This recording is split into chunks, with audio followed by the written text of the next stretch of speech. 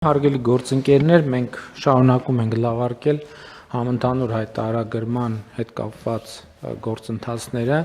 եւ պետք է ուղիղ ասեմ, որ այո նաեւ մենք էլ ենք սրտնեղում, որ ինչու այս նրբությունները ի սկզբանե չենք նկատում, բայց նաեւ օբյեկտիվորեն երբ որ նայում ես եւ նաեւ այս համոզմունքը իմ մոտ առաջացել է Էստոնիա կատարած այցից հետո, որ միևնույն է այդ բանաձևը ինքը ճշգրիտ է, որ ցանկացած բարեփոխում պետք է գնա իր խնդրին հանդիպի, որպեսզի այդ խնդրը լուծվի, որովհետեւ ի սկզբանե չկա այդպիսի մի մեխանիզմ, նույնիսկ ես չգիտեմ արհեստական ինտելեկտը դա կարող է անել թե չէ, առաջիկայում պետք է փորձել, որ բոլոր հնարավոր խութերը եւ նրբությունները կարողանա նկարագրել եւ ի վերջո Նաև խնդիրը հետևյալն է, որ մենք դեպքեր կա որ նկատում ենք, բայց մտածում ենք, որ հետագայի համար այդ հարցերը կլուծենք, անցյալի համար պետք չի լուծել, ինչպես օրինակ ձեր նշած մի այն դեպքերը, երբ որ կատարվել են անձի համար վճարումը, բայց ոչ անձի կողմից, բայց անձի միջոցներով, այսինքն այսպիսի բարդ կոմբինացիաներ կան, որ մտածում ենք, որ հետագայում աշխատենք, որ քաղաքացիները այդպես անեն, բայց երբ որ հարցերը բարձրացվում են, տեսնում ենք, որ արդարացի է եւ այսօր էլ նպատակին ծառայելու է, անկանխիկ է արված, տեսանելի է, թափանցիկ է ամեն ինչ, այդ դեպքում իհարկե մենք պետք է լավարկենք եւ պիտի ասեմ նաեւ, որ այս պահի դրությամբ, համենայն դեպս այս պահի չէ, 3 առաջի օրվա, երկուշաբթի օրվա դրությամբ Հայաստանի Հանրապետության 37737 քաղաքացիներ այս համընդհանուր նոր հայտարարագրման համակարգով հայտարարագիր են լրացրել եւ նրանցից 17000-ը պետք է ստանա սոցիալական կրեդիտ, 16271-ը արդեն ստացել են սոցիալական կրեդիտները եւ ընդհանուր առմամբ պետական բյուջեից քաղաքացիները ստացել են 1 միլիարդ 482 միլիոն դրամ, այսինքն 1.5 միլիարդ համարյա արդեն քաղաքացիները հետ են ստացել, այդ մարդիկ կոնկրետ անազգանուններով են սա այն դեպքի համար, երբ որ իմիջիալոց կարևոր է նաև ուրիշ թիվ ասել, իսկ ինչքան լրացուցիչ հարկ է գեներացվել, այդ որ ասում են, սա անում են, որ լրացուցիչ հարկ գեներացվի, իսկ ինչքան լրացուցիչ հարկ է գեներացվել է 1 միլիարդ դրամի հարկ, որը էլի վատ չի, բայց ամեն դեպքում այս պահի դրությամբ ավելի շատ վերադարձվել է քաղաքացիներին, քան գեներացվել է, գեներացվել է, որովհետև պետք է գեներացվեր, այսինքն այնպես չի, որ չպիտի գեներացվեր եւ գեներացվել է եւ նաեւ ուզում եմ հետեւյալը ասեմ, օրինակ էլի Էստոնիա կատարած այցի արդյունքները, որովհետեւ եւ թվայնացման եւ հայտարարագրման եւ տարբեր առիթներով մեր խորհրդակցությունների ժամանակ անդադ հնչում է Էստոնիայում էսպես է, Էստոնիայում այնպես է, Էստոնիայում ոչ մի բան կներեք չեն պարտադրում քաղաքացիներին, Էստոնիայում ասում են կուզեք սենց արեք, կուզեք նենց արեք, կուզեք ընդհանրապես մի արեք, բայց ուզում եմ մի էսա կանդրադառնանք, օրինակ 2002 թվականից, եթե թիվը ճիշտ եմ ասում, նույնականացման ID քարտ ունենալը Էստոնիայում պարտադիր է, այսինքն եթե 2002 թվականից, հələ թիվը նայեք, 2002 23 տարի առաջ Էստոնիայում արդեն ID քարտը պարտադիր է, այսինքն եթե դու չունես ID քարտ, ոչ մի գործարք չես կարող անել, բացարձակապես ոչ մի գործարք, իհարկե էլ եմ ասում, դա մի օրում չի եղել, որ բայց ժամկետ է տրվել, ասել է այս թվին ID քարտ ունեցաք, կանեք, չեք ունենա, չեք անի։ Համընդհանուր հայտարարագիրը, էլի եթե ես ճիշտ եմ հասկացել, իսկ ոնց որ թե ճիշտ եմ հասկացել, համեն դեպս պլանավորել ենք, որ այնտեղից գործընկերներ հրավիրենք, ովքեր ներկայացնեն Հայաստանում տարբեր սկսած համալսարաններից, մասնավոր բիզնեսում եւ այլն։ Համընդհանուր հայտարարագիրը պարտադիր է բոլորի համար, առանց բացառության բոլորի համար։ Բոլորի, թոշակառուների, ոչ թոշակառուների, աշխատողների, չաշխատող, բոլորի համար պարտադիր է։ Այն տրամաբանությամբ, որ Այնտեղ հիմա էլ կա հնարավորություն, եթե թվային չեք ուզում ներկայացնել, կարող եք ներկայացնել նաև թղթային տարբերակով, բայց քաղաքացիների 98%-ը ներկայացնում է թվային տարբերակով։ Ինչի՞, որովհետև գուցե նաև այն պատճառով, սա կարող է լինել պատճառներից մեկը, որ հայտարարագիր ներկայացնելու ժամկետը փետրվարն է, իսկ փետրվարին ցուրտ է, թվային եղանակով ներկայացնելու համար պետք է դուրս գալ, ինչ որ գործողություն անել եւ էսել հաջորդ գործոնը։ Օրինակ մենք նաև խոսում էինք թվային որոշ պլատֆորմների գործարկման մասին, օրինակ մեզ ներկայացվեց, որ թվային պլատֆորմներից մեկի գործարկման առաջին ամիսներին, առաջին շրջանում, ասենք ենթադրենք հիմա ճշգրիտ չեմ ասի, որ ամիսը կամ գուցե տարին, օրը, այսինքն ընդամենը 600 օգտատեր էր օգտվում դրանից։ Այսինքն համակարգը ներդրվել է 600 օգտատեր է օգտվել դրանից, հիմա օգտվում է ըստ էության ամբողջ բնակչությունը, բայց 600 օգտատիրոջ հետ կոմունիկացիա տեղի ունեցել։ Մարդիկ փորձարկել են, բողոքել են, դիմել են, արձագանք են տվել եւ այլն, եւ քաղաքացիների արձագանքների հիման վրա լավարկվել,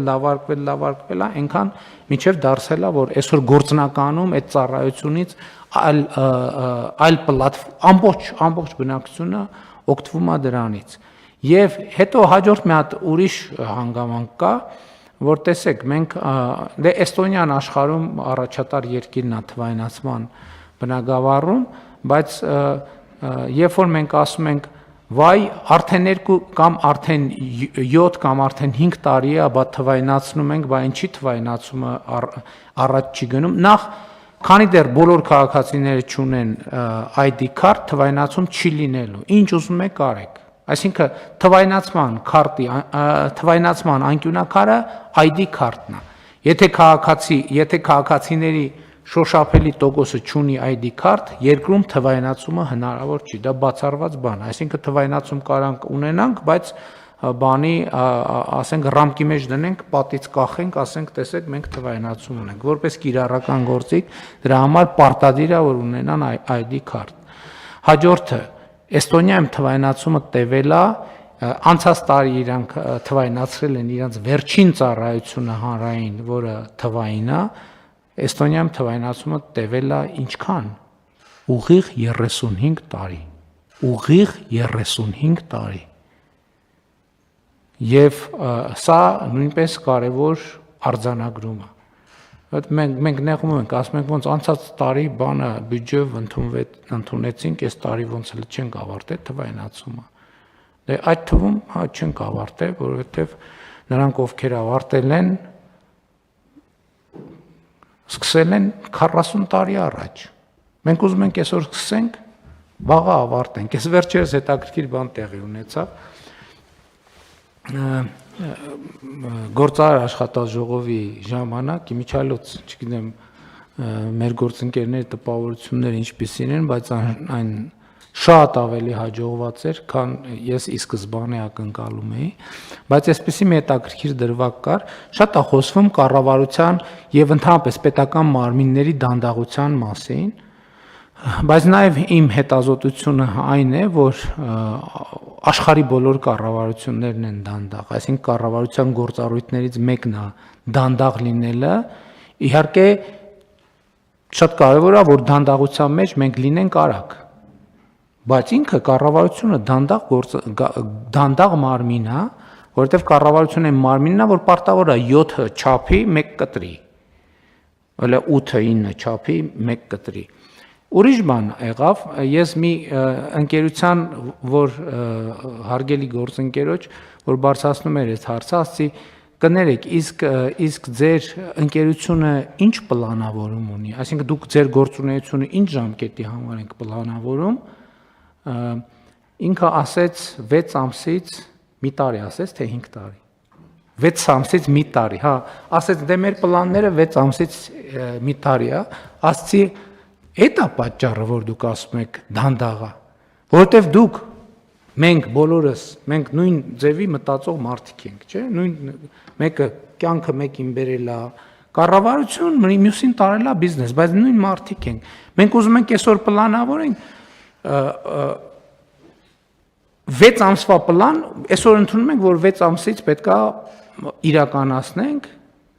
եւ տանում ենք կառավարությանը համանքին ասում ենք դե շուտ արեք 3 օրում 4 օրում տեն չի լինելու, ընթացակարգ կա։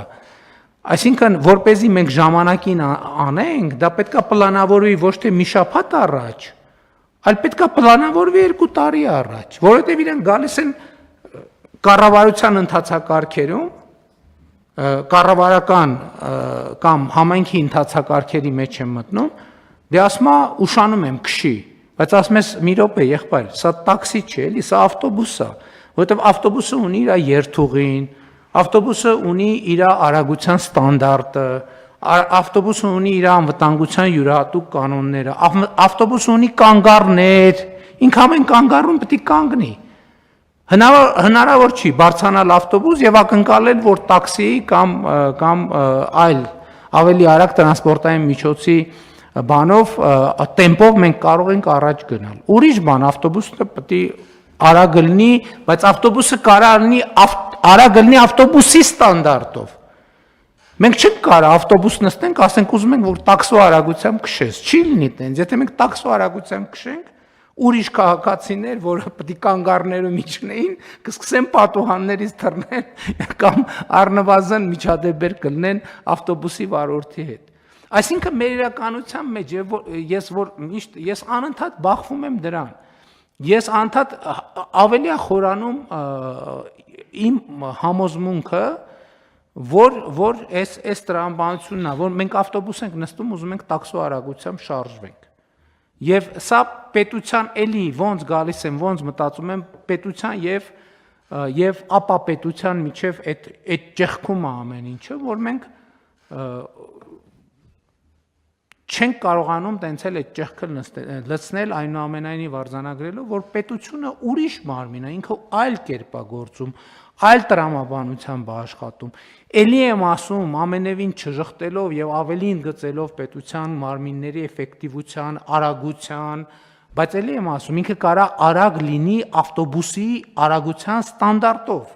ավտոբուսի արագության ստանդարտով, որովհետեւ ինքը հանրային ծառայություն է, հանրային ծառայություններ է մատուցում։ Հնարավոր չէ ծառայությունը մատուցել մեկին ի հեճուկս մյուսի շահերի, եւ այստեղ շահերը երբեմն ոչ թե երբեմն պետք է հավասարակշռված լինեն, եւ սա շատ կարեւոր տրամաբանություն է։ Բայց վերադառնալով էլի մեր իրականության մեջ էսպիսի բան կա, մի անգամ ես դա հրապարակային նույնիսկ ասացի, բերել օրինակներ, ասենք նույնիսկ մեր բանում, մեր քննարկումների ժամանակ հնչում է սենց, Էստոնիայում սենց է, Էստոնիայում նենց է, եւ ել չեմ ասում, առիթ ունեցել եմ ասելու, դե Հայաստանում մենք բոլորս մեր 95%-ը Իսրայելի հարցով փորձագետ է, Իսրայելի ու Սինգապուրի։ Ինչ խոսում ես, մեկ է հազարավոր մեկնաբանություններ, Սինգապուրում սենց է, Իսրայելում նենց է, բանում ժողովուրդ մենք կներեք այս խոսույթներն էլ նշանակում են էլի մեր բանը, մեր վերաբերմունքի անլրջությունը, որովհետև հատկապես պաշտոնական քննարկումների ժամանակ, եթե որևէ մեկը որևէ երկրի, որևէ օրինակի անուն տալիս է, ինքը պետք է գոնե նվազագույն փորձագիտական գիտելիքներ ունենա, թե ինչի մասին է խոսում։ Մեր իրականության մեծագույն խնդիրներ, եւ ել եմ ասում, ընդ որ ես խոսում եմ մեր իրականության խնդիրների մասին, ստեղ ամենամեծ գայթակղությունն է, որ տպավորություն ստեղծվի, թե ես խոսում եմ ուրիշների մասին։ Ոչ, ես խոսում եմ առաջին հերթին իմ մասին, որովհետեւ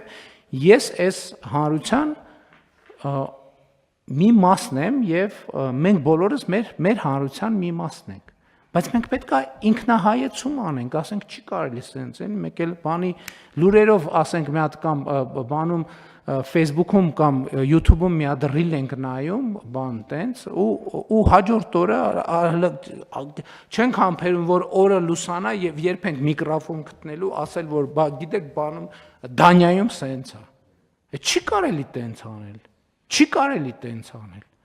Որտեւ հիմա ասենք ես այնքան Հայաստանում Էստոնիայի մասին այնքան բան եմ լսել, Էստոնիայի թվայնացման Էստոնիայում հարային կառավարման եւ այլն, ինչ գնացել եմ այնտեղ տեսել,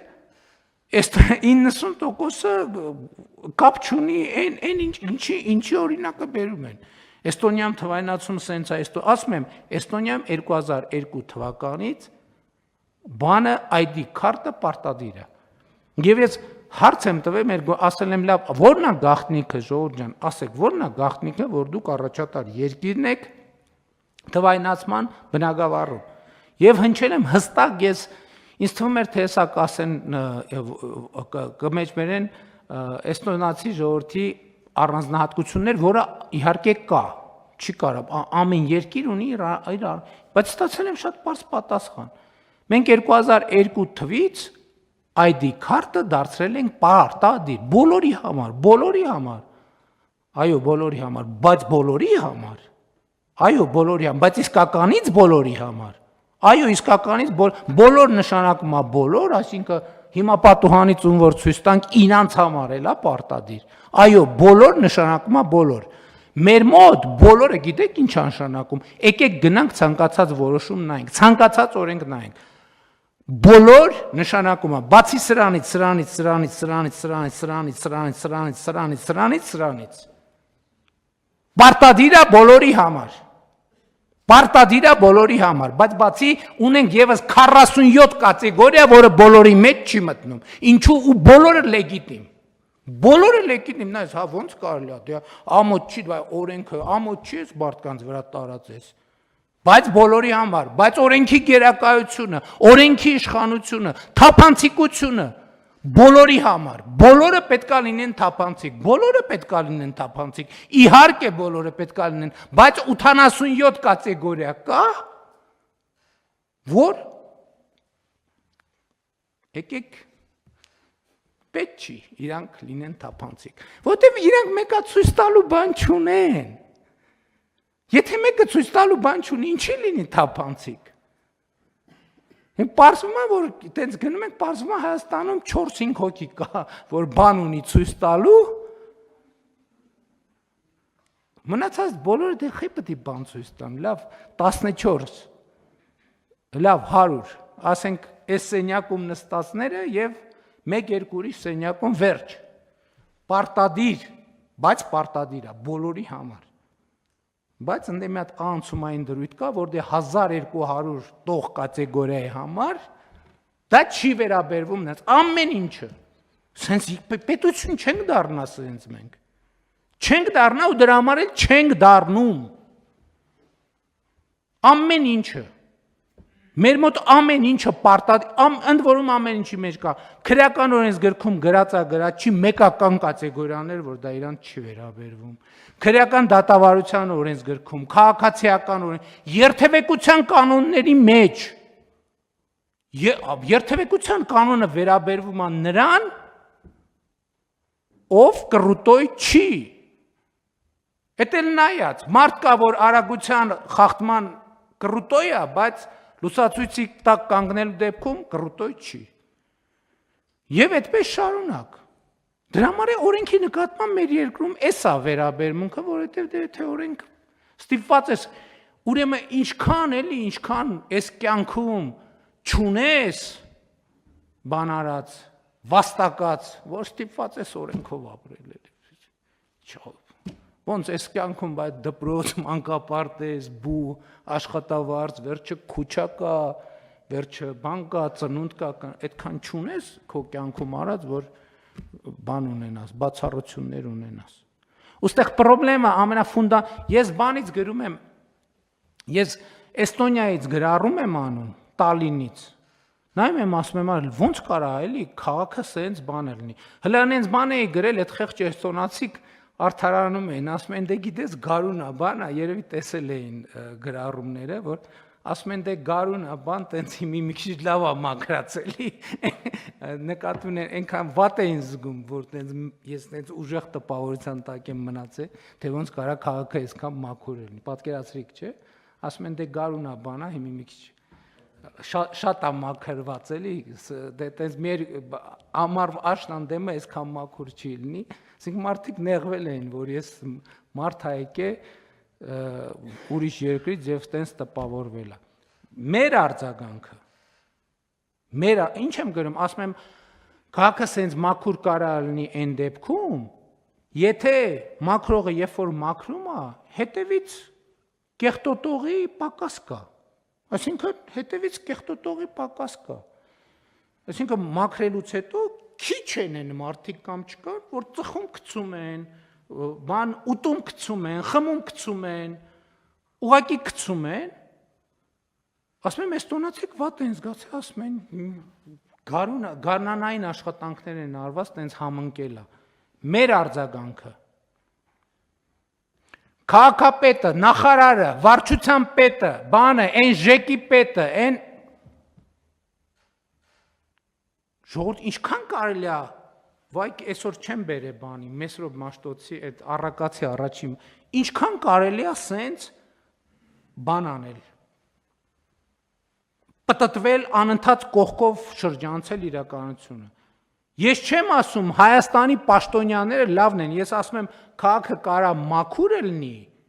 մենակ այն պարագայում, երբ որ մաքրելուց հետո շպրտողները, աղբը թափողները եւ ծխել գցողները քիչ են։ Չէ, բարձ բան եմ անում։ Կարանք էքսպերիմենտ անենք, հիմա գնամ գրառում անեմ, բացենք տենենք տակը ինչա գրած։ Քաղաքապետը, վարչապետը, նախարարը, ժողովուրդ ինչ կապ ունի։ Ես եմ մեղավոր, որ մենք ծխում գցում ենք, ես 2004 թվականից չեմ ծխում։